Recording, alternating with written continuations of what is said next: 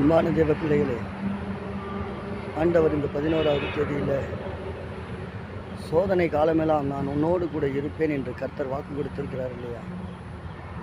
சோதனைகளை தப்புவிக்க அவர் பலன் தருவார், தாங்கிட பலன் தருவார், தப்பிச் செல்ல வழி செய்வார். சோதனை காலம் முடிந்த பிறகு அவர் பொன்னாக விளங்கச் செய்வார். நம்ம செய்ய வேண்டியதெல்லாம் ஒன்றே ஒன்று தான். எப்பொழுதும் இடைவிடாமல் தேவனையே நம்பிக்கொண்டிருங்க. தேவனை விசுவாசம் உள்ளவர்களாய் நம்பிக்கொண்டிருங்க. அவர் உங்களுக்கென்று புதிய ஒரு நாளை ஆயத்தம் பண்ணி வைத்திருக்கிறார்.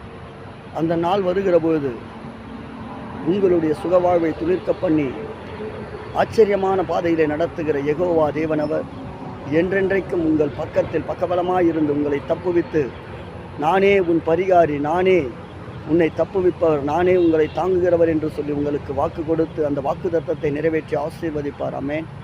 எத்தனை பேர் நம்புறீங்க? என் ஆண்டவர் என்னோடு கூட இருக்கிறார், அவரையே நம்பிக்கொண்டு தேவனே என் நம்பிக்கை என்று வாழ்ந்து கொண்டு இருக்கிறேன் என்று.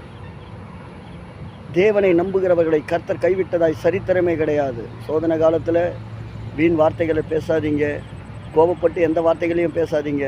மௌனமாக இருந்து தேவனையே நம்பிக்கொண்டிருங்க.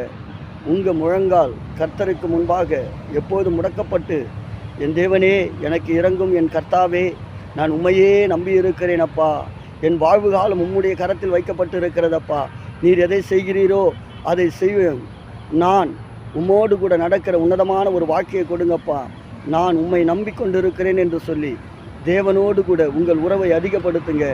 தேவனோடு கூட அதிகமாக பேசுங்க. தேவனோடு கூட அதிக சத்தமாக துதியுங்க.